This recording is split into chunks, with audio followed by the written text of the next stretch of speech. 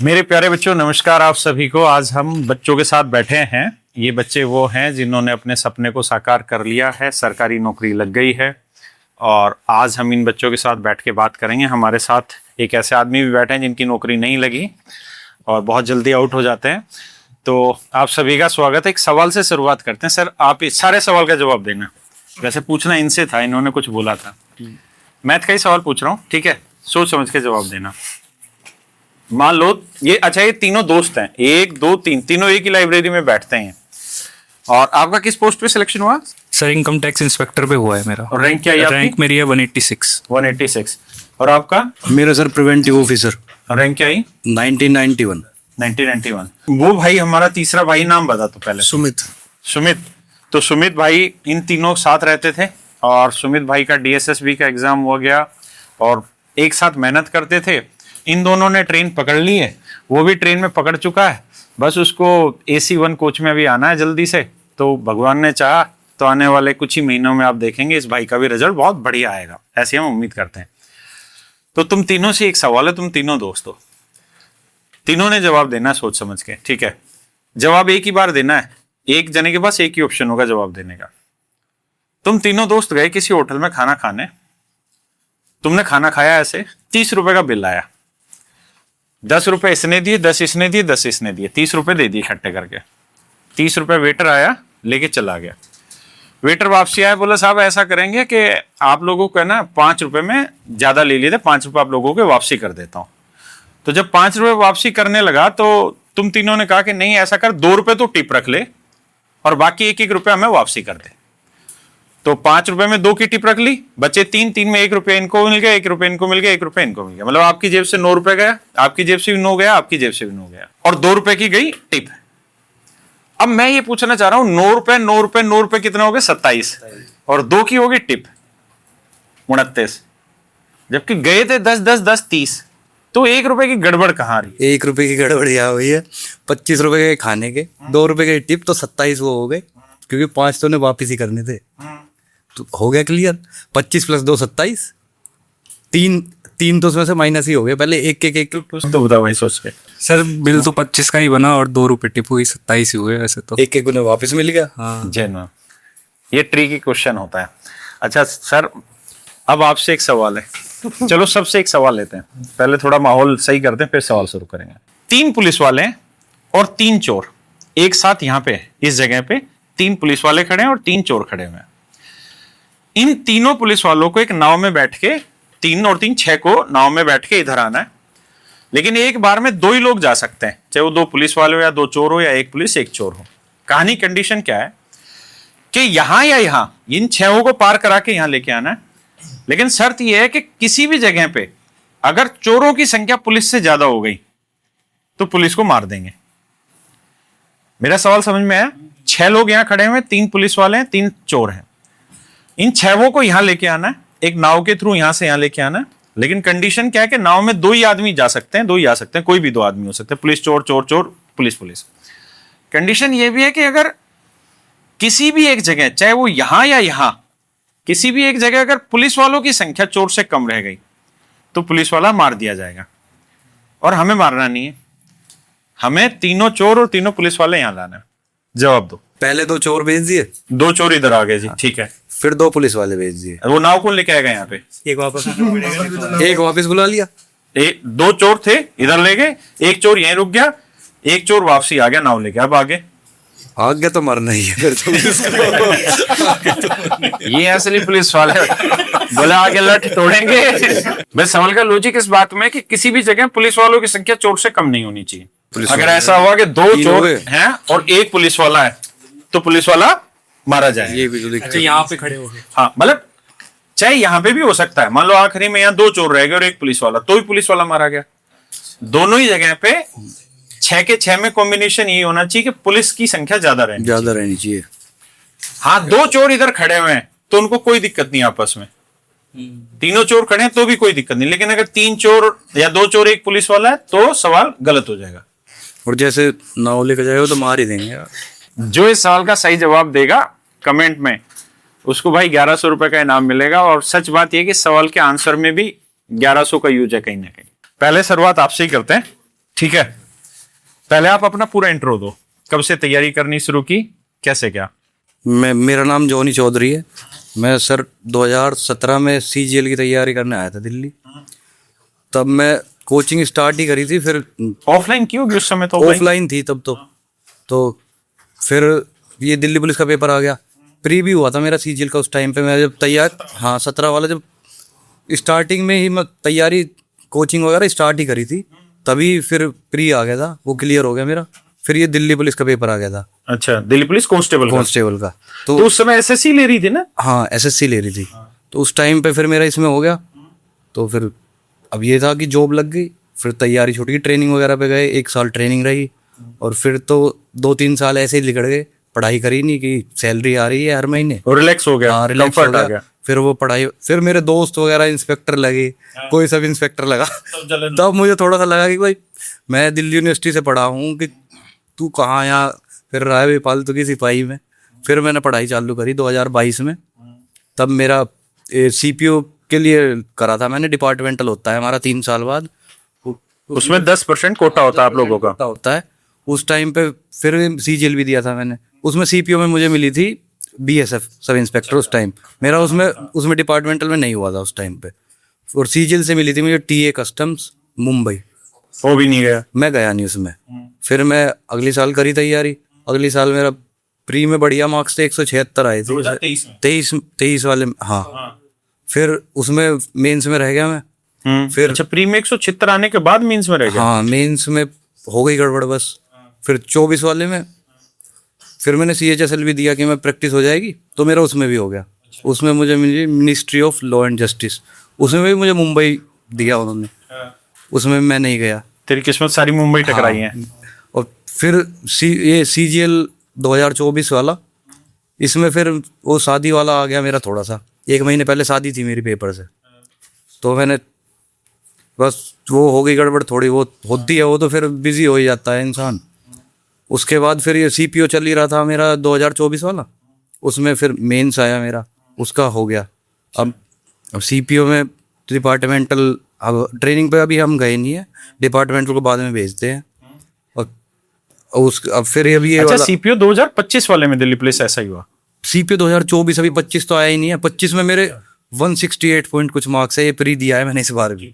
अच्छा, 2024 वाले में? 24 वाले में, हाँ सब इंस्पेक्टर मिल गया था? वो ट्रेनिंग पे भी भेजे हैं ना, ओपन वाले भी अभी शायद अभी 1-2 महीने पहले भेजे हैं, डिपार्टमेंटल वालों को बाद में भेजते हैं। और फिर ये CGL दिया मैंने, ये वाला। इसमें तैयारी तो मैंने इतनी नहीं करी, मेरी तैयारी अच्छी थी पहले से, बस ये था कि कर नहीं पा रहा था मैं। इस बार मैं पॉजिटिव होकर गया, मेरे पास नौकरी थी सब इंस्पेक्टर की, तो मैं कर दिया इस बार बस। अच्छा, मैं आपसे जो सवाल पूछना चाह रहा हूँ ये कि जो लोग इतना टाइम बाद तैयारी करनी शुरू करते हैं दोबारा से, जैसे आपने 2017 में तैयारी करनी स्टार्ट की, तो आपका दिल्ली पुलिस कांस्टेबल में सिलेक्शन हो गया, उसके बाद रिलैक्स हो गए पूरी तरीके से। फिर आपको एक टाइम के बाद ये रियलाइज हुआ कि यार अब मेरे साथ वाले दोस्त बहुत आगे निकल गए, तो मुझे तैयारी करनी है। तो मेरा सवाल एग्जैक्टली आपसे ये है कि जब आप बीच में ब्रेक कर देते हैं पढ़ाई को, उसके बाद जब रिस्टार्ट करते हैं चीजों को, तो कितना पेनफुल होता है, कितना मतलब स्ट्रेस होता है उसके अंदर, और वो तैयारी कितना ज्यादा मतलब टाइम मांगती है नॉर्मल से? तो सर वही फिर से स्टार्ट करना पड़ता है बिल्कुल जीरो से। हाँ, क्योंकि सब भूल जाते हुए, इतनी वो होती नहीं है मेमोरी। वो 3-4 साल बाद तो सब भूल ही गया था मैं भी। मैंने भी फिर स्टार्टिंग से, और ये कंपटीशन मुझे लगता है ऐसा है कि 6 महीने ना पढ़ो तो जीरो हो लेते तो हो, बिल्कुल जीरो हो लेते हैं। फिर अगर नहीं रेगुलर नहीं रहोगे तो फिर तो दिक्कत है, फिर तो बहुत ज्यादा मेहनत करनी पड़ती है। इसी वजह से मुझे अब भी ये मान लो 2-3 साल लग गई, मैं तो लगातार लग ही रहा था। तो जॉब के साथ साथ कैसे मैनेज किया? जॉब के साथ साथ सर मैं क्रिकेट टीम में हूँ दिल्ली पुलिस की। हाँ, तो मुझे थोड़ा दिल्ली पुलिस की क्रिकेट दिल्ली पुलिस की क्रिकेट मंजीत को जानते हैं? हाँ, मंजीत का आपके पास कॉल भी आया होगा, जयदीप सर के पास। हाँ हाँ, तो प्रीमियर लीग हुआ था दिल्ली पुलिस का, उसमें खेले थे आप? नहीं, दिल्ली प्रीमियर लीग जो नहीं उसमें मंजीत खेला था, उसमें तो हाँ 1-2 ही खेलता उसमें तो। मैं तो बेसिकली बस पढ़ाई करी है मेनली वहाँ, उसका बहाना लेके अपनी तैयारी करता रहा। तैयारी करी है। अभी ड्यूटी के दौरान कितने घंटे पढ़ता था? मैं तो सर 10-12 घंटे भी पढ़ा हूँ मैं ड्यूटी का। मैं जब मैं स्टार्टिंग में लगा था 2022 में तैयारी करने, तो ऐसा था कि मैं 4-4 घंटे ही सो रहा हूँ बस।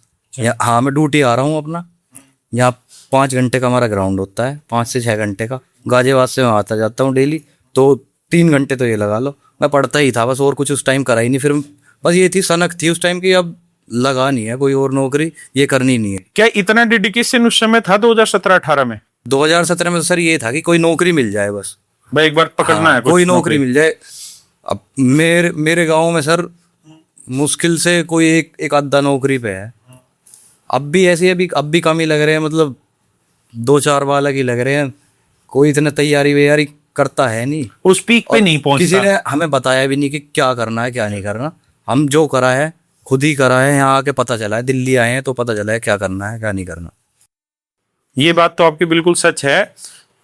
आज मैं ऐसे बच्चों से डिस्कस कर रहा था कि पूरे भारत में लगभग हर साल है ना 4 करोड़ बच्चा तैयारी कर रहा होता है। उसमें वो वनडे कॉम्पिटेटिव एग्जाम लगभग सारे होते हैं, रेलवे भी दे रहा होता है, एसएससी भी दे रहा होता है, बैंकिंग भी दे रहा होता है, आईबी भी कर रहा होता है, इवन यहाँ तक यूपीएससी भी कर रहा होता है, उनमें से बहुत कुछ। लेकिन टोटली पूरे 5 लाख बच्चे हैं जो उस सर्कल में होते हैं जिनमें से सिलेक्शन होना होता है किसी का, और वो 5 लाख ही बच्चे असली कंपटीशन है। अभी जैसे एनटीपीसी का रिजल्ट आया, आप तो रेलवे में आपका सिलेक्शन हुआ ना? हाँ, मिनिस्ट्री ऑफ रेलवे में हुआ। तभी एनटीपीसी का रिजल्ट आया, तो जब मैं एनटीपीसी के रिजल्ट पे बच्चों से हम बात कर रहे थे, तो मतलब लगभग ही कोई एक आध ऐसा बच्चा होगा, नहीं तो लगभग बच्चे ऐसे हैं जिनका किसी का सीजीएल में हुआ है, कोई इनकम टैक्स इंस्पेक्टर बना, फिर एनटीपीसी क्लियर किया। मतलब एक शुरुआत में किसी का नहीं होता, लेकिन वो एक बार टाइम चला आ जाता है ना, 2-1 साल उसका तैयारी का पीक आता है, फिर उसके लगभग सारे एग्जाम निकलने स्टार्ट हो जाते हैं। और आपका वाला जो पॉइंट है ना कि कोई इतना करता ही नहीं, किसी का होता ही नहीं सिलेक्शन, उसके पीछे एक कारण ये भी है कि वो उस पीक तक चलते ही नहीं है, बीच में हिम्मत छोड़ देते हैं। आजकल सर लाइब्रेरी सब जा रहे हैं, हाँ, फिर लाइब्रेरी में वो रील्स ही ऊपर नीचे हो रही है और कुछ नहीं हो रहा। नहीं हो रहा। ये सबसे बड़ी दिक्कत यही है। अगर यूट्यूब पे भी देखते, क्लास भी देख रहे हैं, फिर क्लास में वही क्या आती है, वो यूट्यूब पे शॉर्ट्स उन्हें देखने लग जाते हैं और घंटे घंटे निकल जाते हैं उसमें, फिर टाइम का पता नहीं चलता। और आपकी जनरेशन की एक सबसे बड़ी प्रॉब्लम ये है कि सुनते ज्यादा है, हाथ से कम काम करते हैं, और वो रीलें स्क्रॉल कर करके वो डोपामीन की ऐसी हम तैसी करे बैठे हुए हैं। इसीलिए सबसे ज्यादा स्ट्रेस भी आज की वो है, अटेंशन पावर खत्म हो चुकी है। अटेंशन पावर खत्म हो चुकी है, स्ट्रेस सबसे ज्यादा आज के टाइम के। मतलब जब हम अपने पीक पे थे, यानी 12वीं क्लास पास करने के बाद जब ग्रेजुएशन कर रहे थे, तो कहीं कॉन्ट्रैक्ट की नौकरी पकड़ने के लिए डेली 200 किलोमीटर जाया करते थे गाड़ियों में, और हमें इतनी भी कभी स्ट्रेस नहीं हुआ, इतनी थकावट नहीं हुई। लेकिन आज के टाइम में बच्चे को स्ट्रेस भी हो रहा है, एंजाइटी भी फील करता है, उसके पीछे का कारण यही होता है कहीं ना कहीं। तो आपने जब दिल्ली पुलिस कांस्टेबल की पोस्ट पे आपका सिलेक्शन हुआ, तो उस समय कौन कौन सी ऐसी चीजें थी जो आपको भटका गई? क्योंकि उस समय अगर आप तैयारी कंटिन्यू करते तो मुझे लगता है 6 महीने में आप सीजीएल आराम से निकाल देते, क्योंकि ऐसा नहीं है कि दिल्ली पुलिस कांस्टेबल का एग्जाम कोई आसान एग्जाम है, वो भी एक लेवल का ही एग्जाम है ना। और अभी तो हालात ये है कि ग्रुप डी का पेपर मुश्किल आ रहा है, एनटीपीसी का पेपर आसान है, और एसएससी का पेपर बिल्कुल आसान आ रखा है। उस टाइम भी सर ऐसा ही हुआ था कि करंट अफेयर 30 नंबर का दे दिया था पेपर में, 50 में से जीके में 30 नंबर का करंट अफेयर दिया था, सब ऊपर नीचे कर दिया था उस टाइम पे। अभी होमगार्ड के रिजल्ट में भी तो यही हुआ है सर, कट ऑफ भी इतनी नीचे गई है और उसका पेपर ज्यादा आसान कर दिया। यूपीएसआई तो उस समय कौन सी ऐसी चीजें रही जो आप भटक गए कि बस मुझे नौकरी मिल गई, बात खत्म? ये था सर, वहाँ पे ट्रेनिंग 1 साल की तो ट्रेनिंग हो गई, ट्रेनिंग में तो सर फिर वही है भागा दौड़, उसमें तो टाइम मिलता नहीं पढ़ने का। लेकिन बहुत सारे ऐसे भी तो रहे हैं, पढ़ते भी हैं। हाँ, पढ़ते हैं बिल्कुल। वो सर फिर अलग ही है, उनमें और ज़्यादा डेडिकेशन है। एक था मेरे साथ का ही है, वो सब इंस्पेक्टर है दिल्ली पुलिस में, उसे तो ये था कि फंस गया मैं दिल्ली पुलिस कांस्टेबल में आके। कुछ बच्चे सेटिस्फाई हो जाते हैं, अब हम जो सेटिस्फाई हो गए उन्हें देख देख के हम भी खुश थे कि वो दूसरे जब वो बोलते हैं कि इससे बढ़िया कुछ नहीं है, इससे बढ़िया कुछ नहीं है, तो आदमी को लगता ही है कि ये बढ़िया ही है, इससे बढ़िया कुछ है ही नहीं। हाँ, लेकिन जब डिपार्टमेंट में घुसते हैं, काम करते हैं, तो पता चलता है। वो एसआई अंकित है, अब वो वहाँ पे भी पढ़ता था लाइब्रेरी में जाके रात को 11-12 बजे, और सुबह 4 हाँ ट्रेनिंग, और वो 4 बजे उठता था सुबह, और रेस वगैरह होती थी हमारी सुबह, तो उसके लिए वो भी वहाँ पे 4-5 घंटे ही सोता था।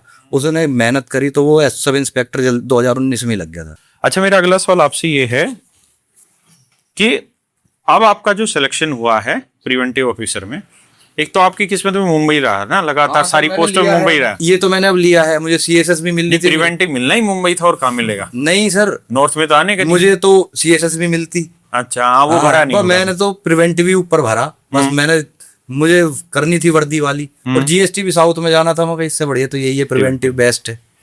तो आपके हिसाब से जिन बच्चों की तैयारी छूट चुकी है उनको दोबारा से स्टार्ट करनी है, या ऐसे लोग जो इस समय सर्विस में नौकरी कर रहे हैं कहीं सरकारी या प्राइवेट और वो तैयारी करना चाहते हैं या करना स्टार्ट करते हैं, तो क्या तरीका हो तैयारी करने का? ये है सर कि पहले तो 6 महीने अपना बेस मजबूत करो, क्योंकि जो पीछे का है वो सब कुछ भूल चुके हैं।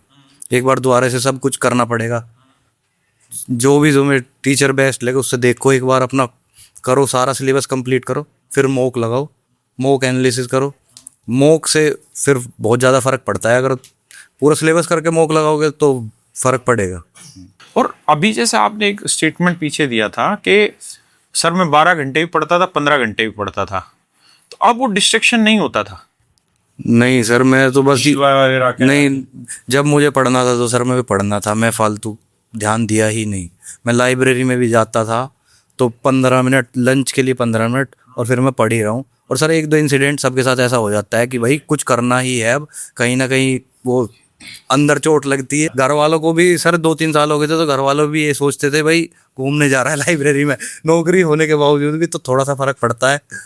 फिर मैं बस सर ये था, करना है तो करना है, कुछ भी हो जाए, मैं ठान रखी थी। और शादी होने के बाद करना है? हाँ, और सर शादी होने के बाद मैं तो ये मानता हूँ मेरी किस्मत चमक गई, मेरी वाइफ आई है जब से मेरा सारे पेपर निकल गए। चलो थैंक यू। यही प्रायोरिटी थी इनकम टैक्स इंस्पेक्टर बनना? नहीं सर, वैसे तो ASO MEA मैंने फर्स्ट प्रेफरेंस भरी थी, पर मेरा CPT क्लियर नहीं हुआ है, मेरा कंप्यूटर क्वालिफाइड है बस, इसीलिए इनकम टैक्स इंस्पेक्टर मिला। प्रोफाइल दोनों की अलग है, इसी से मतलब स्ट्रेस नहीं आएगा कि जैसे इनकम टैक्स? सर अभी एज अ टैक्स असिस्टेंट मैं ऑलरेडी इनकम टैक्स में जॉब कर रहा हूँ। कहाँ पे? ये कानपुर जोन में, बुलंदशहर में। तो मुझे थोड़ा आइडिया तो है। अब अपग्रेडेशन है? हाँ, अपग्रेडेशन हो जाएगा। MEA क्यों चुना फिर? सर जैसे मेरा भाई MEA में है तो उसको देखा है, अब वो करेंटली जापान में पोस्टेड हैं। मैं गया भी था जापान घूमने के लिए, उनके साथ रुका। अच्छा। तो मेरे को बहुत अच्छा लगा, जॉब बहुत अच्छी लगी, तो वही मेरा ड्रीम पोस्ट थी। तो अभी इसकी कितनी सैलरी है मोटा माटी? सर 3-4 टाइम्स मिलती है यहाँ से जो यहाँ पे मिलती है। उसमें HRA वगैरह सब कुछ एक्स्ट्रा मिल जाता है। तो जब तैयारी कर रहे थे तो उस समय ये कोई मतलब एक माइंडसेट बना रखा था मुझे इसी में जाना है, इसी में जाना है, या फिर तैयारी का मतलब तैयारी करते हुए एक मजा लिया कि भाई जो है पढ़ना अच्छे से सीखना है? सर मैंने अपनी जर्नी स्टार्ट करी थी 2023 में। उस टाइम मैं as a business analyst corporate में जॉब कर रहा था, तो मैंने जॉब के साथ स्टार्ट किया। कुछ छोड़ा है? हाँ कॉलेज से प्लेसमेंट लिया था सर। फिर 3 महीने जॉब के साथ पढ़ने के बाद मैंने SSC का पहली बार अटेम्प्ट दिया, तो मेरा प्री निकल गया था। फिर मैंने ऑफिस वालों से छुट्टी मांगी मेंस के लिए, तो नहीं दी, तो उसके बाद मैंने जॉब छोड़ दी। फिर मैंने फुल टाइम प्रिपरेशन स्टार्ट की। उस साल मेरा मेंस नहीं हुआ। फिर 2024 में पूरे 1 साल तैयारी करने के बाद जो मेरा प्रॉपर फर्स्ट अटेम्प्ट था उसमें मुझे ये TA की पोस्ट मिली थी कानपुर जोन में। अभी सैलरी कितनी मिल रही है आपको? अभी सर 45 है, वहाँ जेड सिटी है। जेड सिटी, तो जेड सिटी में कितना होता है HRA? 10%। 10% होता है। अच्छा, XYZ, X बड़ा वाला हुआ। हाँ, X 30% X में हुआ। 45। हाँ नाइस।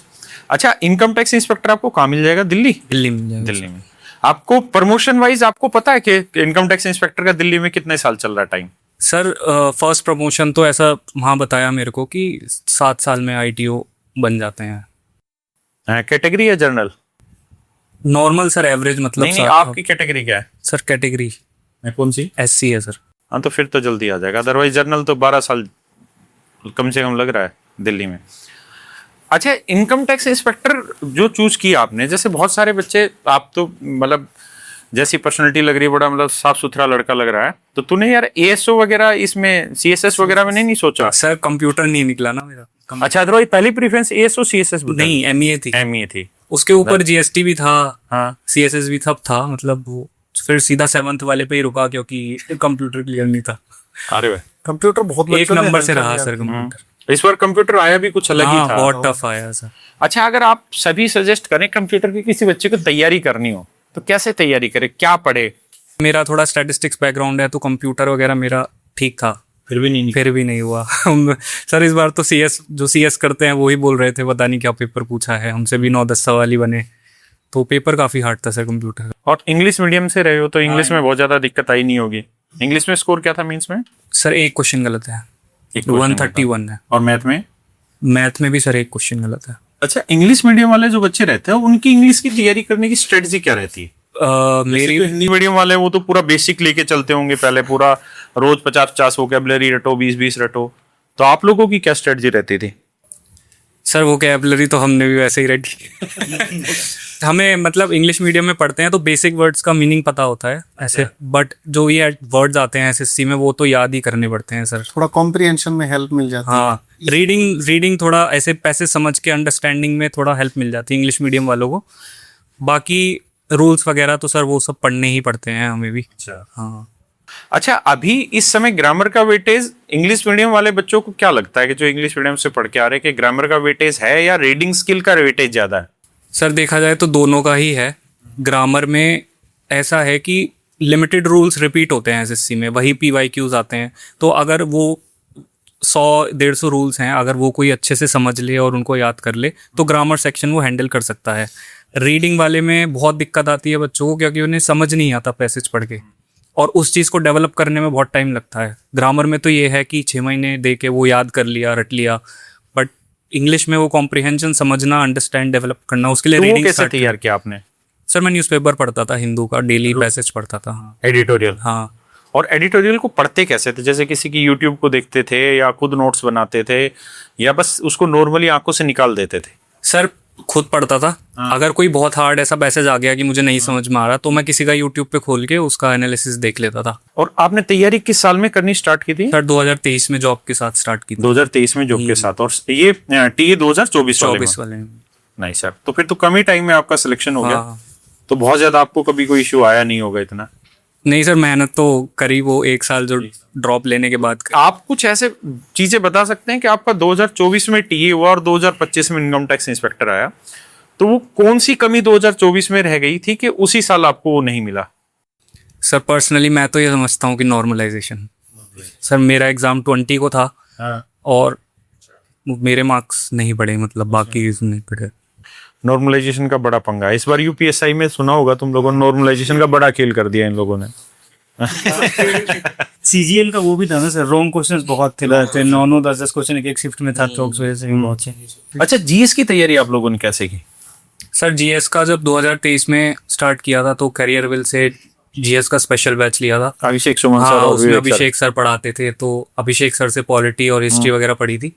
बाकी ज्योग्राफी के भी एक टीचर थे, इकोनॉमिक्स के भी थे, तो उस पूरा बैच को देखा था मैंने, अपने नोट्स वोट्स बनाए थे। अच्छा, डिटेल पढ़ा था हाँ, उसको? और नोट्स भी बनाए थे, खुद बनाए थे अपने हाथों से। ओके।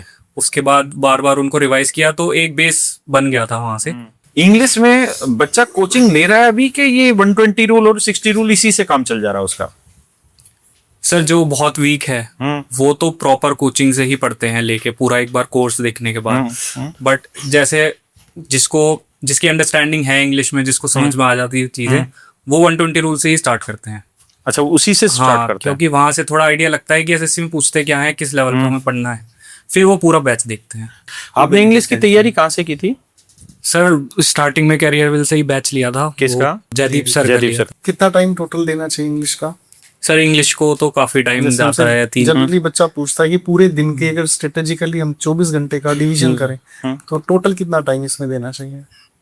सर मैं तो इंग्लिश मॉर्निंग में ही पढ़ता था, तो उसमें 1 से 1.5 घंटा वोकैबुलरी को जाता था। रटते थे उसको? हाँ, उसको बैठ के रटते थे। कैसे पढ़ते थे? सर ऐसी बुक उठा के डेली 2-2 पेज पढ़ लिए, फिर उनको दोबारा स्टार्ट कर दिया, इस तरीके से ही वोकैबुलरी। बाकी न्यूज़पेपर में कुछ वर्ड्स आ गए वो लिख लिए, इस तरीके से वोकैबुलरी कवर करी थी। ओके।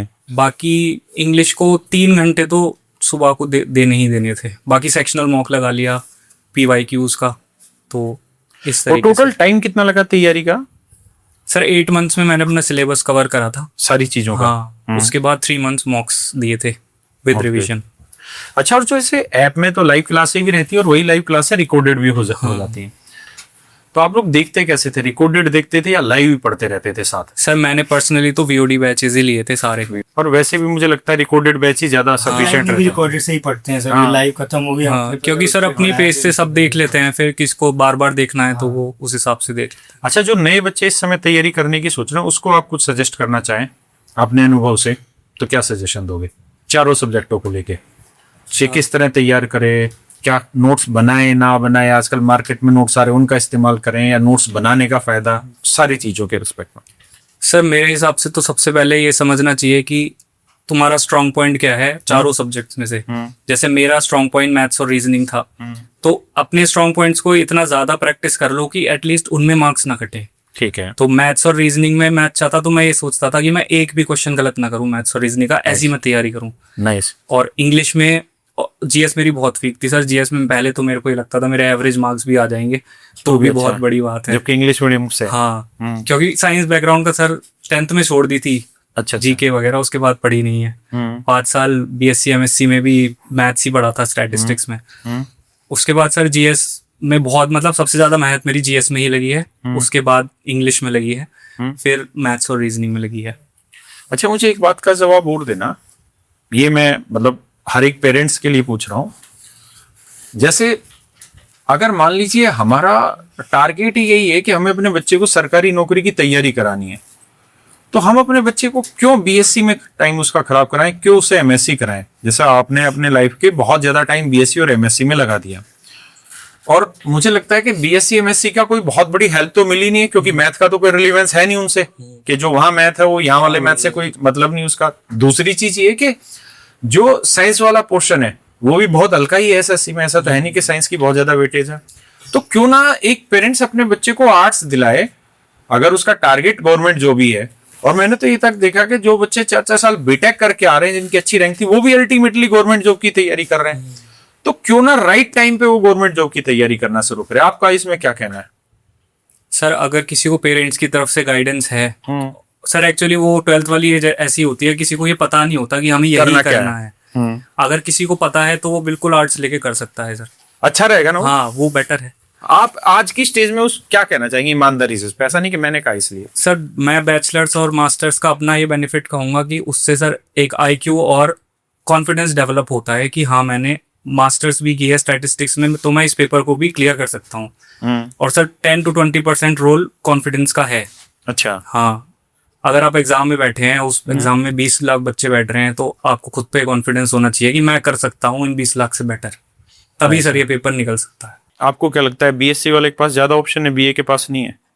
सर हाँ सर, ऐसा हो सकता है। जैसे एक ऑप्शन बताओ जो बीएससी वालों के पास है और बीए के पास नहीं है। सर जैसे मैं कॉर्पोरेट में जा सकता हूँ, क्योंकि मेरा अच्छा, आज के टाइम में कॉर्पोरेट जाने के लिए बीएससी की क्वालिफिकेशन की क्या कंपल्सन है? कुछ भी नहीं है सर। मेरा स्टैटिस्टिक्स बैकग्राउंड था। स्टैटिस्टिक्स अलग चीज है। स्टैटिस्टिक्स तो फिर कॉमर्स वाला बच्चा, इकोनॉमिक्स वाला बच्चा तो नहीं है ना, तो कुछ भी ग्राउंड नहीं। मतलब हम सॉफ्टवेयर सीखते हैं कंप्यूटर्स पे, तो वो हमें हाँ आर और सी सिखाया था हमें, तो इसीलिए हमारा वो प्लेसमेंट हो जाता है। बच्चे अपना इंट्रो देना एक बार पहले। वैसे सर मेरा नाम सर ऋषभ यादव, मैं सर झांसी से हूँ, यूपी से। और मेरी सर 12th 2022 में हुई।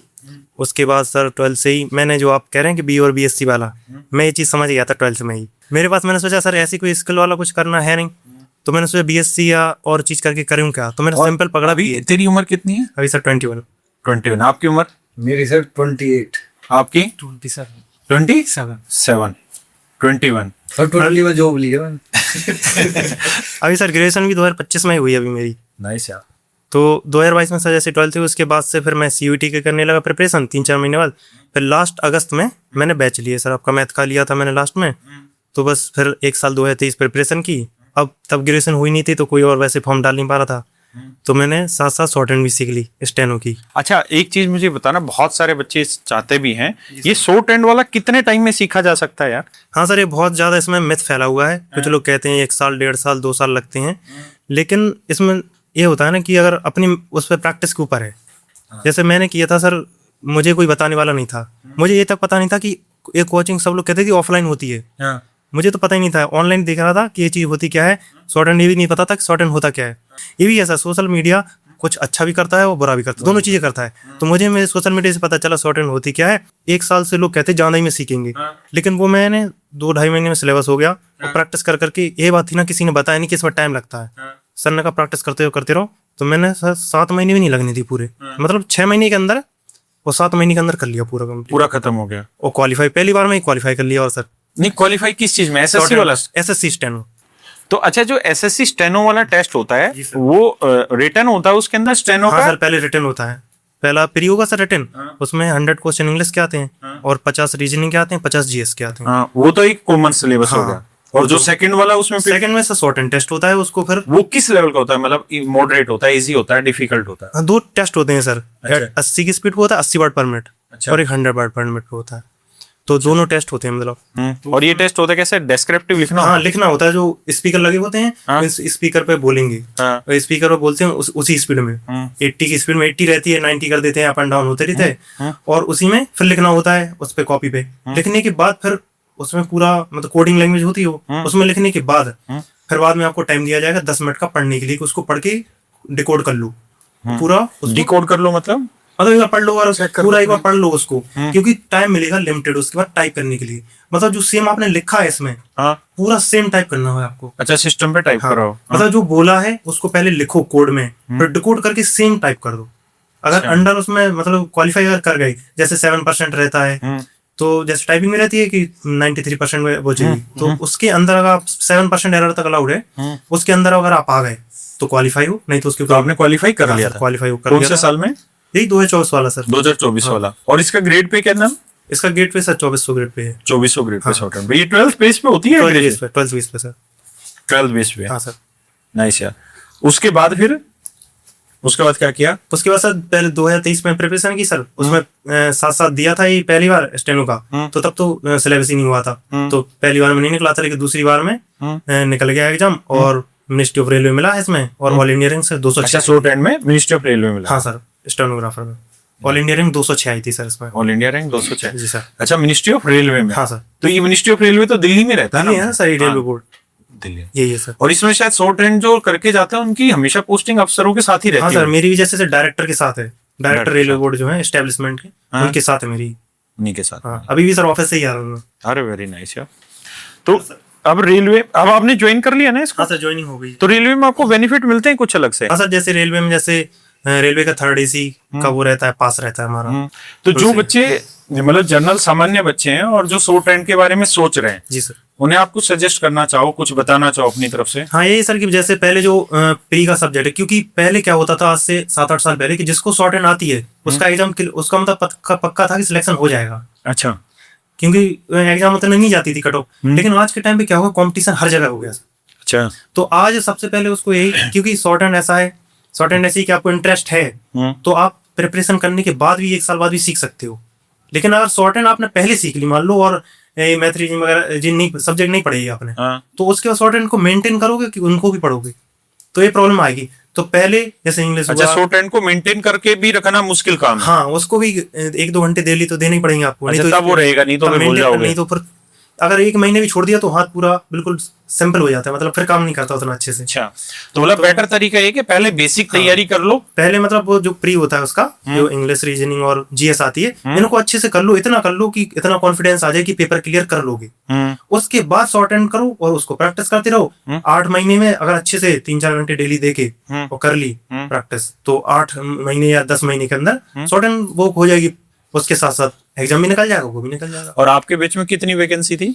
मेरे में सर 35 थी टोटल मिला के, और ओबीसी की 10 वैकेंसी थी सिर्फ। अच्छा, सिर्फ 35 वैकेंसी थी? हाँ। 14 वैकेंसी मिनिस्ट्री ऑफ रेलवे में नहीं, मिनिस्ट्री ऑफ रेलवे की बता रहा हूँ। अच्छा, मिनिस्ट्री ऑफ रेलवे टोटल थी 2000।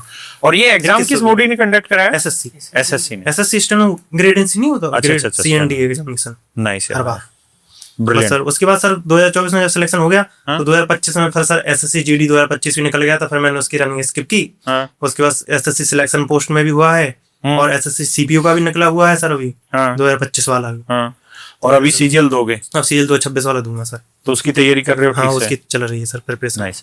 अच्छा, स्टेनो अलग चीज होती है, शॉर्ट हैंड नहीं सर, जो शॉर्ट हैंड लिखता है उसी को स्टेनोग्राफर बोलते हैं। उसी को स्टेनोग्राफर बोलते हैं। वही है सर। तो आप वाले में तो जीएस की वैल्यू ज्यादा होगी स्टेनो? हाँ सर, 50 क्वेश्चन जीएस के, 50 रीजनिंग के, और 100 इंग्लिश के क्वेश्चन। अभी सीजीएल का मॉक टेस्ट देते हो? हाँ सर। इसमें जीएस में कितना स्कोर आ जाता है? जिसमें सर 30+ भी चले जाते हैं सर, 40 के आसपास भी पहुंच जाते हैं सर मार्क्स। 40 के आसपास है।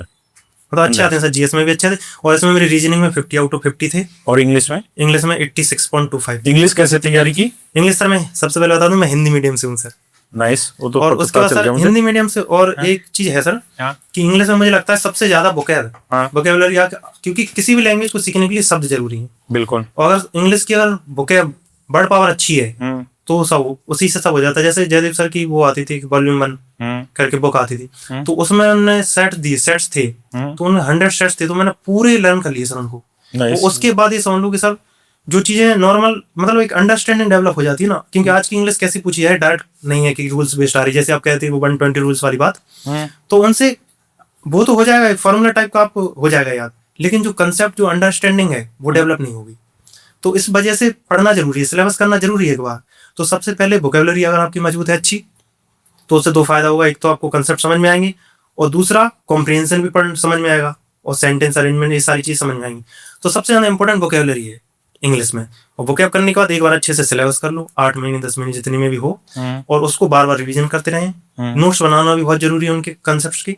और उसके बाद कॉम्प्रिहेंशन के लिए बस प्रैक्टिस के लिए कॉम्प्रिहेंशन करते रहें अपने, उसी को अंडरस्टैंड, क्योंकि सिर्फ प्रैक्टिस से ही डेवलप होगी जितने, और धीरे धीरे प्रैक्टिस करते करते चीजें। और मॉक टेस्ट भी बहुत, उनको एनालिसिस करना, और कॉम्प्रिहेंशन की भी कुछ वो रूल्स होते हैं कि किन चीजों को फर्स्ट पैराग्राफ में जैसे पैसेज रहता है तो शुरू के पैराग्राफ में देखना, लास्ट के पैराग्राफ में उनसे कंक्लूजन उनसे पता चल जाता है कि इसकी थीम क्या होगी क्या होगा।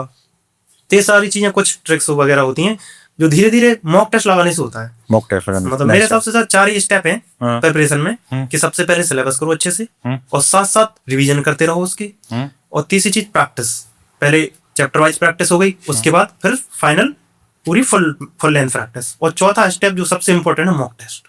उसके अलावा क्योंकि सिलेबस आपको सिखा देगा कि करना क्या है, सामने आपको दिखेगा, लेकिन आप वो इम्प्लीमेंट नहीं कर पाओगे वो चीज, जेन्युइन, और वो अगर कर भी ली तो टाइम लिमिट नहीं आ पाएगी। तो मॉक टेस्ट से दो चीजें, एक तो टाइम लिमिट सीखेंगे आप, जो आपको सिली मिस्टेक्स नहीं करनी है वहां पे एग्जाम में, वो आप यहाँ से करके सीख जाएंगे कि मेरे साथ यहाँ ऐसा हो रहा है, वहां हो सकता है। वो एक टाइम प्रेशर रहेगा, तो आप टाइम प्रेशर में वो चीजें करना सीख जाते हैं। तो मॉक टेस्ट बहुत ज्यादा जरूरी हो जाता है इस हिसाब से। तो आप जितनी ज्यादा मॉक टेस्ट लगाएंगे उतना अच्छा है। आपकी फैमिली में कोई गवर्नमेंट जॉब में है? नहीं सर, कोई मेरे 25 साल से मेरे गाँव में मैं पहला ही हूँ। अरे वाह। मतलब अगर पूरा गाँव में देखा जाए तो एक ही लोग हैं डॉक्टर हैं, और अभी कोई नहीं है, और मैं पहला ही हूँ 25 साल से, मतलब सन 2000 के बाद। Thank you sir. सन 2000 के बाद सर मैं ही पहला हूँ जो अपने गांव में मतलब हुआ हूँ इसमें। नहीं सर, ब्रिलियंट। ऐसे एग्जाम्पल बड़ी चीज होते हैं जी सर। कारण क्या होता है कि आप जैसे बच्चे ही आने वाली जनरेशन को मोटिवेट करते हैं वहाँ पे। मेरे सर गाँव में बहुत सारे लोगों ने बच्चे थे जो वो पढ़ने की छोड़ के कहाँ किसी की गवर्नमेंट जॉब लग रही है छोड़ दिया था, लेकिन जैसे ही मेरा सुना उस दिन से बहुत सारे बच्चे जिनकी होप छूट गई थी उन्होंने रीस्टार्ट कर दी। कोई नहीं, सबको कैरियर ऐप डाउनलोड करा तो जिससे पढ़ता हूँ सही गाइडेंस जिससे मुझे मिला है, सक्सेसफुल हुआ हूँ, उससे सबको बताता हूँ कि कौन सी चीज सही है क्या है। बच्चे अब आपकी बात करते हैं, आप अपना इंट्रो देना। मेरा नाम सूरज कुमार है और सीजीएल 2025 में मुझे एएसओ इन सीएसएस की पोस्ट मिली है, और सीएचएसएल 2024 से मैं एएफएच की मिनिस्ट्री ऑफ डिफेंस में ऑलरेडी वर्किंग हूँ। मेरी लास्ट ईयर सर से वीडियो कॉल पे बात भी हुई थी। और अगर मैं प्रिपरेशन जर्नी स्टार्ट करूँ सर अपना, तो मैं थोड़ा सा प्री डिसाइडेड वाला चाइल्ड था। जैसे होता ना कि 12th के टाइम आइडिया नहीं था, मुझे आइडिया था अच्छा मुझे सीए करना था। अच्छा, कॉमर्स बैकग्राउंड से? कॉमर्स बैकग्राउंड, तो मैंने 11th-12th कॉमर्स से पढ़ा। 12th के बाद मैंने सीए में एडमिशन ले लिया, लक्ष्मी नगर कोचिंग जाता था। सीपीटी में बहुत अच्छे मेरे मार्क्स है, जो उसका फर्स्ट स्टेज होता है, बड़े अच्छे से पढ़ाई किया मैंने, बड़े अच्छे मार्क्स ला के पास भी हो गया। फिर इंटरमीडिएट गया, मैं कुछ कारण हुए मुझे छोड़ना पड़ेगा सीए का कोर्स। पर उस टाइम तक ये था सर कि मुझे ना कभी भी 2017 में मेरी 12th हुई थी, और 2019 तक ऐसा था कि मुझे कभी भी गवर्नमेंट जॉब बिल्कुल नहीं करना था। अच्छा। मतलब ऐसा कि मैं कुछ भी कर लूंगा प्राइवेट में जाके, लेकिन गवर्नमेंट नहीं करनी थी। आना तूने वहीं पड़ा, वो पसंद नहीं था, पर वही था सर जहाँ पे किस्मत लिखी थी। फिर 18 के बाद मैंने 19 के आसपास तक पढ़ाई छोड़ दिया। कोविड का जब टाइम आया, साल भर मैंने कुछ नहीं किया ऑलमोस्ट। घर वालों ने एक दुकान खोल दी कपड़े की।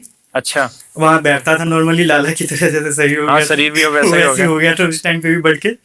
तो दुकान पे बैठा पूरा लगभग 20 में एक चीज हुआ था सर कि उस टाइम पे एनटीपीसी की एक बहुत अच्छी वैकेंसी आई थी। तो मैं प्रिपरेशन तो नहीं कर रहा था, पर मेरे बड़े भैया जो हैं उन्होंने कहा फॉर्म फिल कर दे, क्या जा रहा है उसमें फॉर्म फिल करने में। मैंने फॉर्म फिल कर दिया। फिर उसके बाद मैं सब कुछ छोड़ चुका, अपनी शॉप चल रही है मेरी, ऑनलाइन बिजनेस वगैरह कर रहा हूँ मैं, कुछ नहीं चल रहा। फिर एनटीपीसी का आई थिंक 20 या 21 में जाकर उन्होंने 2-3 साल बाद प्री एग्जाम लिया था उसका, तो वो मैंने दिया और उसके बाद मैं भूल गया। उसके ऊपर पूरा आंदोलन हुआ था। हाँ, जब उससे पहले आंदोलन से पहले से रिजल्ट आया तो उसमें मेरा नाम नहीं था, मैंने भी छोड़ दिया। उसके बाद नॉर्मल अपना शॉप चल रहा है। जब ये केसेस वगैरह हुए, वो कुछ दंगे वगैरह हुए, तो उन्होंने सेकंड रिजल्ट निकाला था, तो मुझे पता नहीं चला उसका कुछ भी। तो शायद मेन से 2 या 3 दिन पहले मेरे पास ईमेल आता है कि आपका मेंस है इसका एनटीपीसी का। मैं अभी शॉप चला रहा हूँ अपना, कुछ नहीं है, और वो जयपुर में था। तो गया देने, नहीं हुआ, खत्म हो गया। फिर 2022 के एंड में सीजीएल की बड़ी अच्छी वैकेंसीज आई थी, हाँ 35,000। तो उस समय तक मैं गवर्नमेंट जॉब में बिल्कुल नहीं था, ना प्रिपरेशन में ना कुछ कर रहा था। एक मेरी दोस्त प्रिपरेशन करती थी, उसने बताया कि अच्छी वैकेंसीज आई है, फिल कर दो। उस समय पे फिल करने का सिर्फ एक रीजन था कि हम कॉमर्स वाले ना या सीए जो करते हैं, हमें इनकम टैक्स इंस्पेक्टर के बारे में पता होता है। तो लगा कि वो सबको ठीक है, पता होता है इनकम टैक्स इंस्पेक्टर। सीए बन के उनके पास जाता है, वे काम करते हैं, इनकम टैक्स इंस्पेक्टर बन जाते हैं, सीए हमारे पास आएंगे। ये लॉजिक थोड़ा सा मन में आया, तो इस वजह से प्रिपरेशन स्टार्ट किया। ऑफलाइन गया था मैं 1-2 महीने, फॉर्म फिल करने के बाद प्री दिया, प्री हो गया। उसके बाद मैंने फिर पढ़ाई छोड़ दिया, 100 पे बैठ रहा हूँ मैं। प्री एग्जाम देने के बाद मैं 100 पे बैठ रहा हूँ। प्री का रिजल्ट आता, पता चला प्री हो गया। अच्छा, अब प्री के बाद उन्होंने आई थिंक 21 डेज के बाद ही मेंस ले लिया था। हाँ, तो मैं फिर ऑफलाइन में पढ़ने गया, वही 20-21 दिन के लिए, कितना ही हो पाता, तो नहीं हुई उस समय पे। फिर वहां से करते, फिर 22 में हुआ, 23 आ चुका था जब तक। 23 में भी कुछ नहीं हुआ, एग्जाम दे रहा था, प्रिपरेशन कर रहा था, बैच वगैरह। 23 में सर आप लोगों को, मुझे करियर में मेरी लाइफ में बहुत इंपॉर्टेंट लगता है, आप लोगों ने उस समय पे सारे बैचेस सस्ते किए थे। 599 में मार्च में किया था आपने। तो उसी समय मैंने सारे बैचेस लिए, रीजनिंग का, मैथ का, इंग्लिश का, और वो मैंने ले लिया। पढ़ नहीं रहा था उतने से, बस लेके रख लिया। फिर थोड़ी थोड़ी तैयारी करता रहा, बैचेस हल्का फुल्का देता रहा, देखता रहा। CHSL का प्री हुआ उस समय पे 23 के अगस्त में, मैंने प्री दिया। फिर सेम वही प्रिपरेशन बस चल रही है। मुझे कुछ आइडिया नहीं था कि क्या होने वाला, नहीं वाला है। मैं CGL 22 का प्री दे चुका हूँ, मेंस दे चुका हूँ, मेंस में फेल हो चुका हूँ, बट उसके बाद कुछ एग्जाम नहीं निकल रहा है मेरा। 23 के प्री में मैं फेल हो गया CGL में, तो वैसे ही बहुत दुखी था कि नहीं अब क्या होगा, नहीं होगा, कुछ नहीं होगा। पर CHSL का प्री हो गया। अब सेम वही, अब मेरे पास महीने 1.5 महीने बचे हैं, मुझे पता ही नहीं कब मुझे करना क्या है। थोड़ा सा वो भटके हुए ना कि सर अभी तो कुछ तैयारी समझ नहीं आ रहा है। कि सर का उस समय पे इंग्लिश का बैच था मेरे पास, मैंने खोला, बस वीडियोज काउंट किए, 135 वीडियोज थे उसमें सर के। 1 महीने में मैंने बांट दिया कि 4 या 5 वीडियो करूंगा, इतने दिन में मेरे हो जाएंगे। क्योंकि मेरा मेन फोकस था इंग्लिश में, हिंदी बैकग्राउंड से रहा हूँ मैं, कॉमर्स में था, लेकिन हिंदी वाला वो कॉमर्स जो होता है उस तरीके से। तो सर की इंग्लिश की सारी वीडियोज वगैरह पूरा किया। मैथ वगैरह का मैंने उस समय तो परसेंटेज की क्लासेस लिए सर। जब मुझे मेंस देने जाना, मैं परसेंटेज पढ़ रहा हूँ उस समय पे जाके। फिर भी किया, मैं गया, दे के आया, 310 नंबर आया मेरे मेंस में। कट ऑफ गई थी 292 समथिंग उसकी। कंप्यूटर में फेल हो गया। पता ही नहीं था कंप्यूटर भी पढ़ना पड़ेगा, ऐसा लगा कि इजी होगा। हो जाएगा। 2023 के CHSL का कंप्यूटर बहुत टफ आया था। ये जो CGL का इस बार आया सर, सेम लेवल का, इससे ज्यादा ही कर सकते, ऐसा था वो भी। कंप्यूटर में फेल हो गया। फिर कुछ नहीं, फिर वैसी नॉर्मल प्रिपरेशन चल रही है। 24 में फेब के आसपास मेरे दादाजी की डेथ हुई। गाँव में, हम लोग बिहार से हैं वैसे बेसिकली, बट फैमिली दिल्ली में ही अब रहती है काफी समय से। तो हम लोग गाँव गए हुए थे। एक चीज इसमें मैंने और जो नहीं बताया, मैंने सीए में बहुत पैसा लगवाया घर वाले का, और हम लोग ना बहुत नॉर्मल फैमिली से, इवन कि कुछ लोन्स वगैरह भी लिए पापा ने उस समय पे, और कह रहे। फिर बीच में मैंने ना एक USCA कोर्स होता है, उसके लिए भी पैसे लगवा दिए घर वालों के, और मैं कर नहीं रहा था कुछ भी। USCA क्या, वो मेंबर बनाने में यूएस का एक कोर्स होता है, अच्छा, सर्टिफाइड मैनेजमेंट अकाउंटेंट, वो भी मैंने स्टार्ट किया, लेकिन मैंने उसे भी कंप्लीट नहीं किया। तो पहले तो पापा को फुल भरोसा था मुझ पर कि ठीक है यही पढ़ रहा है। बड़े भाई जॉब पे करने लग गए थे, छोटा वाला भी थोड़ा छोटा ही था। तो मैंने अच्छा खासा पैसा भी खर्च करवा, मिडिल फैमिली के लिए थोड़ा सा भरोसा होता है ना कि हाँ ये बच्चा पढ़ रहा है तो इसमें पैसा लगाते हैं। तो हाँ, मतलब उनका भरोसा मेरे ऊपर काफी ज्यादा था, तो वो थोड़ा सा प्रेशर भी दिखता है। फिर ना एक दिन हम गाँव में बैठे थे, ऐसी जब दादाजी की डेथ हुई थी, तो मुझसे ना कभी भी मैंने घर वालों की आंखों में डाउट नहीं हुआ था मुझे लेके। मुझे लगता था कि ये कर लेगा, अगर ये कुछ कर रहा है। जैसे मैं सीए भी करने गया, उन्होंने कभी नहीं टोका। USCA में करने गया, कभी नहीं टोका। हर चीज के लिए उन्होंने, गवर्नमेंट जॉब में मैं गया, कह रहे ठीक है कर, मतलब उन्हें कोई फर्क नहीं पड़ता। उन्हें लगता था कि ये कर निकाल देगा। तो पिताजी सामने बैठे थे मेरे वो टेबल पे ही, तो उनकी एक लाइन थी उस दिन जो मुझे, वहां से मैंने सब कुछ चेंज किया अपना। कह रहे कि क्या मतलब, उन्हें एग्जैक्ट ये नहीं पता कि तैयारी में कर क्या रहा हूँ। उन्हें है कि ठीक है सीए भी कर रहा है, ये भी कर रहा है, उन्हें नहीं पता कि एग्जैक्टली क्या कर रहा है। तो उन्होंने कहा कि जो तू कर रहा है तुझे लग रहा हो जाएगा। उस दिन उनकी आंखों में ना मुझे डाउट दिखा उनके लेके, मेरे लिए उस एक शब्द ने जिंदगी बदल दी। मतलब बहुत कुछ चेंज किया। मैं मार्च के अराउंड वापस आया, लाइब्रेरी में 6 बजे जाने लग गया जग के, मतलब इतना चेंज किया मैंने खुद को। 6 बजे जाके लाइब्रेरी पहुंच जाता था, पढ़ना स्टार्ट किया, शाम को 10-10, 11-11 बजे तक हूँ। वो कुछ टाइम के लिए सही, लेकिन वो मुझे बहुत फायदा हुआ उस चीज का। सारे जो भी बैचेस बाकी थे, जितने कुछ वीडियोज बाकी थे, सब कंप्लीट किए, मॉक दे रहा हूँ। वहां से शुरू हुआ जर्नी सर। फिर 24 में वो CDS दिया, अप्रैल में CDS निकाला, FCAT दिया, FCAT का निकाला। तो ना वो कॉन्फिडेंस बिल्डअप होना शुरू हो गया, क्योंकि यहाँ से एग्जाम अब मैं अपनी कॉन्फिडेंस से निकाला था। अभी तो ऐसा था CGL 22 वाला, क्योंकि वैकेंसी ज्यादा थी, निकल गया। NTPC था, ज्यादा था, वो निकल गया और निकल गया। ऐसी वो भरोसे से नहीं निकल रहे थे। बट यहाँ से CDS, अफकैट, GD जो भी एग्जाम से देता गया, निकालता गया। फिर CHSL हुआ, CHSL का प्री निकाला। CGL हुआ, CGL का प्री निकाला। उस समय पे 176 मेरे भी आए थे प्री में, CGL में बहुत अच्छे मार्क्स थे, तो वो कॉन्फिडेंस आ चुका था। CHSL का प्री दे के आया मैं, मैथ में 90, रीजनिंग में 90, 332 मार्क्स में थे मेरे 360 में से। तो फुल कॉन्फिडेंस। नवंबर में मेंस हुआ था और जनवरी में हमारा CGL का मेंस था। तो वो थोड़ा मुझे लगता है हाँ, मैं ओवर कॉन्फिडेंट भी हो गया CHSL के बाद, कि सब कुछ तो मैं पढ़ चुका हूँ, मार्क्स इतने अच्छे आ रहे हैं, मैथ में फुल मार्क्स आया, रीजनिंग में फुल मार्क्स आया, उतनी ज्यादा मुझे लगा कि मुझे करने की जरूरत नहीं है। मुझे लगता है शायद ऐसा कुछ थॉट हुआ और भी चीजें रही, पर मैं पढ़ रहा था। मतलब मॉक्स में उस समय पे ऐसा था कि मैं 360 350 से नीचे आ ही नहीं रहे थे मेंस के मॉक में। और वो मेंस हुआ 20 तारीख का, 24 वाला। नंबर है 327 मार्क्स थे, लेकिन सिलेक्शन नहीं हुआ। जिस दिन आंसर की आई थी, एक दिन बाद ही आ गई थी, 21 को ही आया। मैं लाइब्रेरी में ही बैठा था। मैं, वो होता है हमारे कैबिन में बहुत कुछ चीजें चिपका के रखते हैं, शॉर्ट्स, नोट्स, वीडियोज, फोटोज, मतलब छोटी छोटी चीजें वो जो भी होती हैं।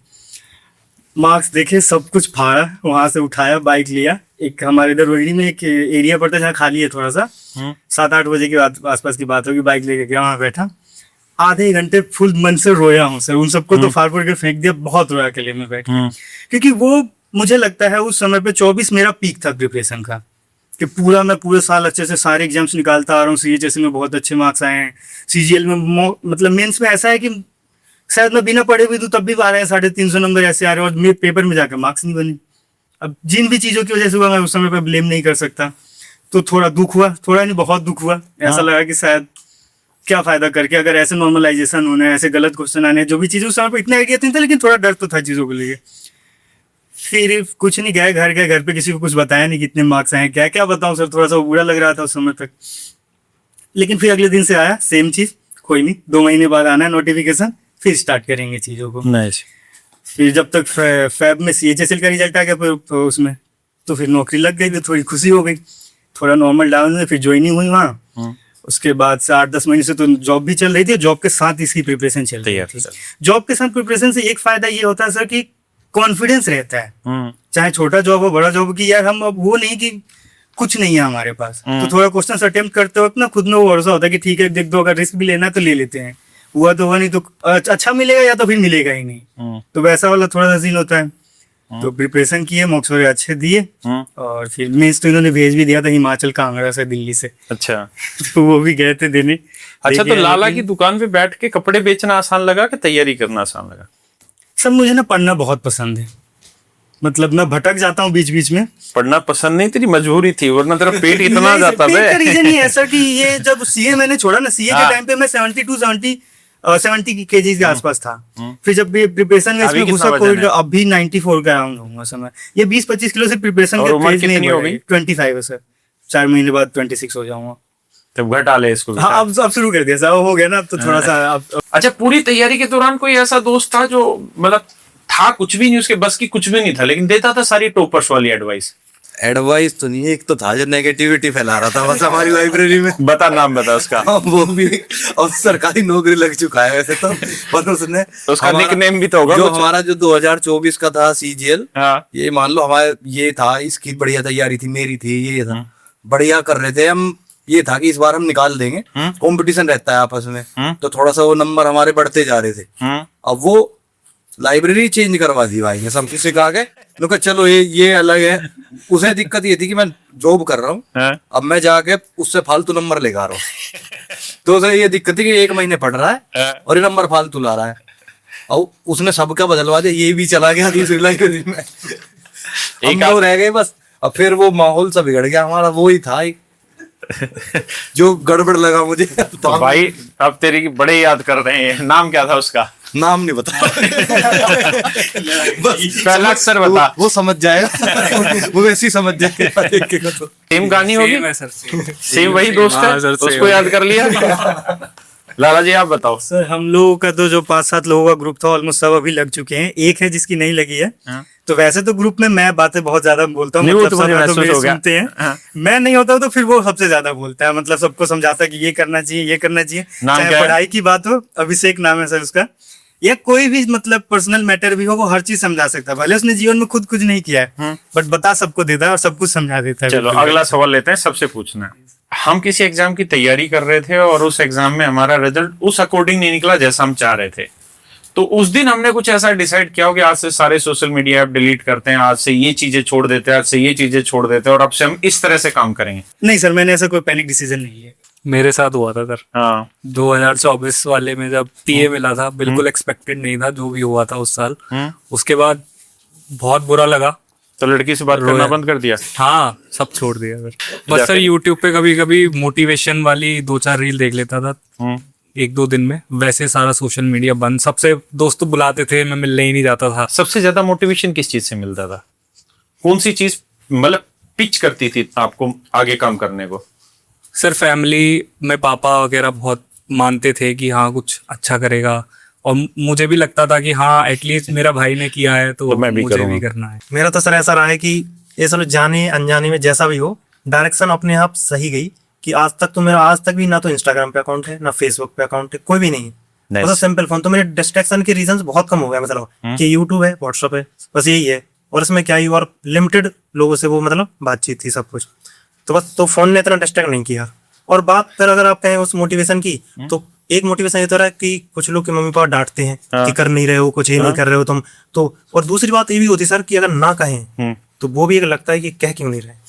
मतलब घर वाले कुछ कह नहीं रहे हैं कि तुम कर नहीं रहे हो, तो वो भी एक चीज बुरी लगती है कि मतलब इनको कहने की जरूरत नहीं पड़ रही, मतलब कह नहीं रहे हैं, तुम्हें खुद सोचना पड़ेगा कि जो स्थिति तुम देख रहे हो, सब चीज देख रहे हो, तो तुम्हें खुद रियलाइज होना चाहिए कि क्या सही है, क्या सही। क्योंकि अब छोटे बच्चे थोड़ी के माँ बाप तुम्हें हर स्टेप पे सिखाएं कि आगे क्या करना है क्या नहीं करना है। अब इतने बड़े हो गए हो, समझदार हो गए हो कि तुम सब चीज देख के समझ सकते हो क्या सही है क्या गलत। कि मम्मी पापा आप थोड़ी तुमको सिखाएंगे कि तुम लाइफ में अब क्या करना है, तो आगे की डिसीजन तुमको लेना है, क्या सही है अपना खुद से समझो, देखो। एक उसी चीज उसी और चीज है को सर देखते कि हो। ना एक टाइम के बाद या एक उम्र के बाद पेरेंट्स के डांट से ज्यादा ना जो उनका वो शांत हो जाना होता है, या हमसे वो पूछना या हमें जेल- टोकना ना होता है, वो ज्यादा एक तरीके से वो हमें मोटिवेट भी करता है। और शायद वो देख के हमें खुद को लगता है कि नहीं अब शायद करने का समय आ चुका है। क्योंकि डांटते हैं तो हमें लगता है ठीक है यार, वो तो पेरेंट्स से डांट के भूल जाते हैं हम 2-4 मिनट में। बट जिस दिन वो बोलना छोड़ देते हैं या टोकना छोड़ देते हैं, पूछना छोड़ देते हैं ना, वो दिन चुभती है वो बहुत चूकता है। फिर वहां से लगता है वही बात। सर मेरा ये था, मैं डिस्ट्रैक्ट तो नहीं हुआ इनसे। मैं तो सर इंस्टाग्राम पे भी मैं तो ये पढ़ाई वाला फॉलो कर रखा था। और मैं हाँ, और नोटिफिकेशन मैंने ऑफ कर रखा है कि ये नहीं है कि हर टाइम नोटिफिकेशन आएगा। जब चलाना है आधा घंटा चलाओ, जो भी है जितना भी टाइम देना वो उस टाइम देख लिया। और मैं तो फोन से ही मेरी तैयारी हुई है। मेनली मैं मेट्रो में ट्रेवल करता था, तो 1.5 घंटा जो भी वो कैब वगैरह मैं सब रिवाइज इस पे फोन पे ही करा है। या घर में भी कुछ भी मैं कुछ भी कर रहा हूँ, मैं तो जब पढ़ रहा था तो मैं फिर पढ़ ही रहा था। अच्छा, स्ट्रेस को रिलीज कैसे करते थे? स्ट्रेस तो सर भरा ही रहता था, वो रिलीज तो कुछ नहीं हुआ। कौन सी ऐसी चीज थी जो मोटिवेट करती, जैसे पिच करती कोई चीज, जैसे मुझे करती, मैं कोई मूवी देखने जाता हूँ उसमें मुझे कुछ लगता है तो मेरे को मोटिवेट करती है। ऐसे कोई ना कोई चीज होती है लाइफ में जो मोटिवेट बार बार करती हाँ, रहती है। मैं बताता हूँ सर। एक इंसिडेंट था, मेरी रेड ड्यूटी लगी थी इनकम टैक्स के साथ में। अच्छा। वहां पे हम जाते हैं, ये यहाँ पे जो है सिविक सेंटर जो है, यहाँ पे इनकम टैक्स का ऑफिस है। मैं वहां पे सुबह सुबह हम बुला रखे थे उन्होंने, शायद 2-3 बजे। अब वहां जाके मुझे इतना फील हो रहा था वहां कि यार तुझे सीजीएल निकाल के यहाँ आना था, तू यहाँ सिपाही मारा है कांस्टेबल बन के, और तुझे यहाँ रेड मारने जाना है और तू इनके साथ जाएगा। तेरे तो खलबली मच रही है, हाँ, तो बहुत मारने की ज्यादा। मैं जाके 2 बार बड़ा- गया। हाँ। और इस बार तो मैं ये वाला जो सीजीएल था ना, उससे 10 दिन पहले गया हूँ। और मेरी छुट्टी वगैरह भी नहीं कर रहे थे। हाँ। बहुत मुश्किल से छुट्टी ले गया। मैं कहा निकालना है मुझे इस बार वाला पेपर। पर मुझे भरोसा था कि मैं इस बार निकाल लूंगा, कुछ भी हो जाए। मैं दरोगा बन ही गया था, मैं इतनी भड़क तो थी नहीं। बस ये है सर कि पॉजिटिव माइंडसेट का फर्क है। तैयारी मेरी पहले ज्यादा बेटर थी, बट मैं वो फिर ये था मुझे उस टाइम की मुझे जॉब लेनी है। उस टाइम मैं डरता था। इस बार मैं बिल्कुल नहीं डरा, तो मेरा हो गया। इसका अच्छा, फर्क है। तो जिस दिन आपका रिजल्ट आया उस दिन किसी को ब्लॉक किया या किसी को स्टेटस दिखाया डाल के कुछ? स्टेटस तो सर नहीं, मैं तो सभी खुश थे। मेरा तो ऐसा कुछ नहीं था कि मैं किसी के बाद को कैसे शादी हो रखी बीवी को सर दिखा दे मेरी। कि किसी और को दिखाया जा रहा है। मैं किसको दिखा रिजल्ट आया उस दिन शरीर में कंपन हो रहा था, हाथ कांप रहे थे, घबराहट हो रही थी, या जिस दिन पेपर देने गए उस दिन घबराहट हो रही थी? सर पहले तो मैं बताऊंगा आंसर की वाला हाथ कांपने वाला उस दिन था, वो आंसर की वाले थे। और न पेपर में था न रिजल्ट में था, वो था आंसर की वाले थे। आंसर की में वो एंटर नहीं दबा रहा था। और जब आंसर की आ गई उसी दिन मेरा तो होगा कि प्रिवेंटिव ऑफिसर पक्का है। रिजल्ट आने के बाद सर इसका ही फोन आया, पहले तो ये कह रहा रिजल्ट आया, कहाँ आ गया, मैंने तो देखा ही नहीं था। फिर मैं पीडीएफ खोल ही रहा था, इतने तो इसने बता दिया बन गया भाई तू प्रिवेंटिव ऑफिसर। और वैसे ड्रीम क्या था? मैं सर यही बनना था, मुझे प्रिवेंटिव ही बनना था। प्रिवेंटिव का प्रमोशन अच्छा है, सबसे बड़ी चीज प्रमोशन अच्छा है सर, वो स्कोप बहुत अच्छा है। हाँ, ये ज्यादा भड़क वाली नौकरी भी नहीं है उसमें, मेरी जितनों से भी बात हुई है कि शांत नौकरी है, बढ़िया नौकरी है। और तो एएस तो मुझे लेनी नहीं थी सर, डेस्क जॉब तो नहीं होगी, इसी वजह से फिर जीएसटी भी साउथ में मिलना है, प्रिवेंटिव बेटर है, जीएसटी से तो बेटर है। सबने प्रिवेंटिव बेटर बताई है साउथ में और इसमें फर्क है। लेकिन अगर जीएसटी साउथ में जाते हो चेन्नई में, तो चेन्नई में क्या है कि 3.5-4 साल में जीएसटी इंस्पेक्टर से सुपरिटेंडेंट बन रहे हैं, वहां पे भी, और यहाँ 5 साल लग जा रहे हैं। तो साउथ में बस ये फायदा है कि आईआरएस कैडर आपको लगभग 10-10.5 साल में आईआरएस कैडर मिल जाता है। नहीं, थोड़ा टाइम लगेगा सर, 8 साल तो मिनिमम सुपरिटेंडेंट। हाँ, बस वो 8 साल वो 3.5 साल वो, तो 11.5 साल में चेन्नई में मिल जा रहा है आईआरएस कैडर। तो और इसमें क्या है कि थोड़ा टाइम ज्यादा लगा, टाइम ज्यादा लगता है इधर तो। और अब प्रिवेंटिव को फायदा सबसे ज्यादा क्या हुआ कि जब से ये कैडर रिस्ट्रक्चर किया है ना इन्होंने, उसके बाद सारा प्रिवेंटिव को फायदा मिल गया। जो एग्जामिनर का रहती थी ना वैल्यू, वो कहीं ना कहीं स्ट्रक्चर होने के कारण डाउन गई। हाँ, अब जैसे एयरपोर्ट पे भी या पोर्ट पे भी जो प्रिवेंटिव होता है उसको डॉक में अंदर जाने की भी परमिशन है। पहले जो प्रिवेंटिव होता था वो केवल बाहर तक ही रहता था एग्जामिनर अंदर, लेकिन अब वो स्ट्रक्चर हुआ तो उसका फर्क पड़ा। आप बच्चे कुछ? मेरे से सर शुरुआत की 2-3 एग्जाम ऐसे बिगड़े थे, मतलब कि एग्जाम हॉल में गया तो वहाँ प्रेशर हो जाता था कि टाइम का, और क्योंकि मॉक भी कम दिए थे स्टार्टिंग में, लेकिन तो 2-4 एग्जाम ऐसे खराब हो गए पूरे। लेकिन उसके बाद फिर मैंने मॉक देना शुरू किया, और ऐसे यूट्यूब पे देखता रहता था स्ट्रेटजी वगैरह सब लोगों की, तो मॉक देना जब से शुरू किया तो जो 2024 का स्टेनो वाला एग्जाम दिया, तो इसके पहले ही मेरे मॉक्स में अच्छे मार्क्स आने लगे थे। तो मतलब इससे कॉन्फिडेंस था कि हाँ सिलेक्शन तो हो जाएगा, अगर मतलब एग्जाम निकल जाएगा। फिर शॉर्ट हैंड की करने लगा मैं 1 महीने पहले एग्जाम की। उसके बाद जब एग्जाम दे के आया उसी दिन मुझे लगा था कि पेपर तो बहुत अच्छा गया है, अब बस शॉर्ट हैंड की करना है। तो 4 दिन में आंसर की भी आ गई, और मार्क्स देखे तो बहुत अच्छे 168.58 मार्क्स थे। तो लगा कि सिलेक्शन तो होगा ही, और अगर शॉर्ट हैंड क्लियर हो गई तो सीधी रैंक आनी है। सिलेक्शन तो वो तो सिलेक्शन तो हो जाएगा बहुत कम पे भी। उसके बाद बस शॉर्ट हैंड में लग गया, सब 4 महीने मिले उसके बाद एग्जाम शॉर्ट हैंड के लिए। तो उसके लिए बस केवल सब छोड़ के केवल शॉर्ट हैंड चल रही है 7-8 घंटे केवल लिखाई चल रही है केवल। उसको लिखते लिखते बस जिस दिन शॉर्ट हैंड का देने गया प्रेशर उस दिन था, मतलब प्री में नहीं था, प्रेशर था शॉर्ट हैंड के दिन कि इसमें गड़बड़ नहीं होनी चाहिए। लेकिन प्रैक्टिस जो है बहुत कर ली थी, तो फिर भी वहां मैनेज हो गया जैसे तैसे। बस अब रिजल्ट के दिन प्रेशर और ज्यादा था, क्योंकि इसमें मार्क्स तो है नहीं कि 2-4-5 ऊपर नीचे हो गए तो प्री मैनेज कर लेगा। यहाँ मैनेज होना नहीं है। यहाँ अगर 1% भी एरर ज्यादा हो गई तो सीधा डिस्क्वालीफाई होना था इसमें। मैंने सर रिजल्ट में अपना नाम नहीं डाला, ना रोल नंबर डाला, कुछ नहीं डाला। मैं सीरियल वाइज स्क्रॉल कर रहा था पीडीएफ बस, कि सीधे सीधे जाऊंगा, सीधा उस रोल नंबर के पास में देख लूंगा। क्योंकि कभी कभी जब रोल नंबर डालते हैं पता चला वो उसमें लोड ही नहीं हो रहा है, तो फिर बहुत ज्यादा पैनिक क्रिएट हो जाता है उस टाइम। तो मैंने स्क्रॉल की सीधी पीडीएफ और उसी के आसपास पहुंचा, उसी कोड के आसपास, उसी तक डायरेक्ट जैसे ऊपर ही नाम दिखा उसमें रोल नंबर दिख गया, क्योंकि लर्न हो गया था रोल नंबर जब तक पूरा बिल्कुल।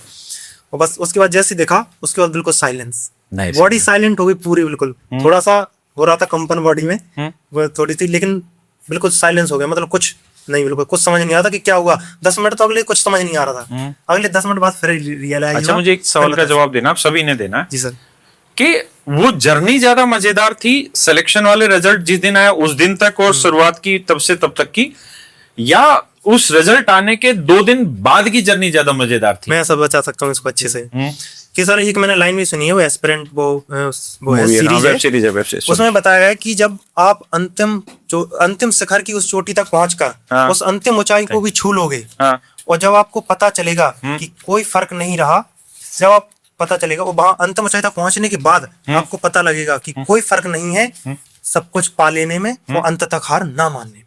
Nice, तो इससे क्लियर होता है कि जब आप सब कुछ पा लोगे, तो जब पा लेने तक की जो जर्नी है वही असली सब कुछ था, वही असली है। जो भी कहो आप उसको प्लेजर कह लो या हार्डवर्क स्ट्रगल कुछ भी कह लो, जो कुछ था उसी में था। सक्सेसफुल हो जाने के बाद एक नई दुनिया शुरू हो जाती है, एक स्टार्टिंग दूसरी शुरू होती है, लेकिन वहां तक के स्ट्रगल से उसका कोई रिलेशन नहीं होता है। और जहां तक वो स्ट्रगल के बाद सक्सेसफुल होने के बाद सर जो वो पल याद करते हैं, वो प्लेजर कहीं ज्यादा होता है, बहुत ज्यादा। तो वही है कि असली बात यही है कि सक्सेस के उस अंतिम सीढ़ी तक पहुंचने तक जो स्ट्रगल किया है, जो मेहनत की है, जो फील किया है, उस फीलिंग की कोई कीमत नहीं है, प्राइसलेस है वो सर। वैल्यू है, बिल्कुल मानते हो ना इसको? चलो एक सवाल है, सबसे सबने जवाब देना है, तेरे लिए अलग से सवाल है, दे इसको मैं। घरवाले ने ज्यादा क्या पूछा, तैयारी कैसी चल रही है ये, या रिजल्ट कब आएगा ये? घर वाली ने तो कुछ नहीं पूछा। समझा के उसे तो रखा बस था। यही बताता कि पेपर है, वो डिस्टर्ब नहीं करती थी मुझे कुछ भी। हाँ। और वो बोलती थी पढ़ने के लिए हाँ। कि पता तो है ही सब इंस्पेक्टर की नौकरी बहुत ज्यादा हेक्टिक है। वो तो बोलती थी कि पढ़ लो पढ़ लो, अब हो जाएगा तो कहीं बहुत बढ़िया है और बाहर सीजीएल के लिए। वो तो उसने मुझे सदा मोटिवेट ही करा है, कभी उसने कभी किसी चीज में डिस्टर्ब नहीं करा कि ये इधर टाइम देना उधर टाइम देना, पढ़ने के लिए ही बोला है सदा उसने मुझे। उसकी मैं तो यही बोलता हूँ कि किस्मत है, बोलते हैं ना कि शादी के बाद तो किस्मत बदल सितारे जाती जुड़ते है। हैं, हाँ, सितारे तो जुड़ते वो हैं। मेरे साथ हुआ है, मुझे तो यही फील होता है। कि कई बार आपके सितारे उतने मजबूत नहीं होते, लेकिन दूसरे आदमी के जुड़ने से आपके सितारे बुलंद हो जाते हैं। मेरी लाइफ में भी यही रहा कि जब मेरी शादी हुई, मेरी बहुत छोटी एज में शादी हो गई थी, तो तब तक मैं बहुत मेहनत कर रहा था, बहुत स्ट्रगल कर रहा था, लेकिन रिजल्ट कुछ नहीं मिल रहा था। लेकिन शादी होने के बाद रिजल्ट ज्यादा मिला, मेहनत कम हुई, उतनी मेहनत नहीं हुई हाँ जितना यही है result सर, मिला। रिजल्ट मुझे मिल रहा था पर वो नहीं मिल रहा था जो मुझे चाहिए था। चाहिए था। अच्छा, अब हम इस सेशन को सारे को एंड कर रहे हैं। अब आखिरी में एक सेंटेंस में अगर बच्चों को कुछ कह पाए अपनी लाइफ से सीख देते हुए, तो क्या कहना चाहेंगे एक सेंटेंस में? मैं तो सर ये कहना चाहूंगा कि दोस्त ऐसे बनाओ जो तुम्हें आगे बढ़ाने में मदद करे, ऐसे नहीं जो तुम्हारी टांग खींचे तुम्हें नीचे ले जाए। मेरा ऐसे ही था, ऐसा ही अंकित जो मैं बता रहा हूँ, उसकी बदौलत मैं पढ़ाई चालू करी दोबारा, वरना मैं कभी नहीं पढ़ पाता। उसने ही मुझे मोटिवेट करा पढ़ने के लिए। वो पढ़ता था पहले, मैं ऐसे ही घूमता था, मैं उससे मिलने भी जाता था, तो कुछ नहीं, मैं बस मजे में लेता था हर चीज को। फिर जब वो बना तो मुझे भी थोड़ा सा हुआ, और उसने ही मुझे हर एक चीज का बताया कि कैसे करना है क्या करना है, सब कुछ उसकी बदौलत है। और मेरे कोचेस हैं जिन्होंने मुझे पूरी हेल्प करी है हर चीज में। उन्हें जब मेरा पहला ही ये सीजन निकल गया था 2022 वाला, उन्हें लगा था कि हाँ कर ये लेगा, कर लेगा। तो उन्होंने मुझे बहुत हेल्प करी है। उन सब की बदौलत मैं आज पहुंच पाया। जब तक तोड़ेंगे नहीं तब तक छोड़ेंगे नहीं। फिट है तेरा। यही था मेरा स्टेटस भी हर जगह, यही था मेरा, व्हाट्सएप पे बदला नहीं था मैंने। मेरा तो सर यही है कि अभी जैसे जिसकी भी लाइफ की जो टॉप प्रायोरिटी है, हाँ। स्टार्टिंग के टाइम में एक सीरियसली केवल दिमाग में उसी को रखते हुए, चाहे कम समय के लिए नहीं, लेकिन सीरियसली उसी को टाइम दो। एक फिक्स टाइम रख लो, ज्यादा नहीं कि थोड़ा थोड़ा करके तो फिर पॉसिबल नहीं हो पाता, क्योंकि कंपटीशन इतना ज्यादा है कि 2-4 घंटे इधर भी दे लो, सब कुछ करते रहो, वो तो नहीं पॉसिबल है, नहीं होगा। नहीं होगा। तो चाहे 1 साल के लिए ही दो, लेकिन जो प्रायोरिटी है, पढ़ाई हो कुछ भी चीज हो, जो प्रायोरिटी चीजें जो सबसे पहले करनी है, उसको चाहे कम टाइम दो, लेकिन पहले कर लो, पहले बस सीरियसली पूरा दिमाग में रखते हो उसको। चलो यार, थैंक यू आप सबका बहुत बहुत धन्यवाद भाई। भगवान करे आप खुश रहें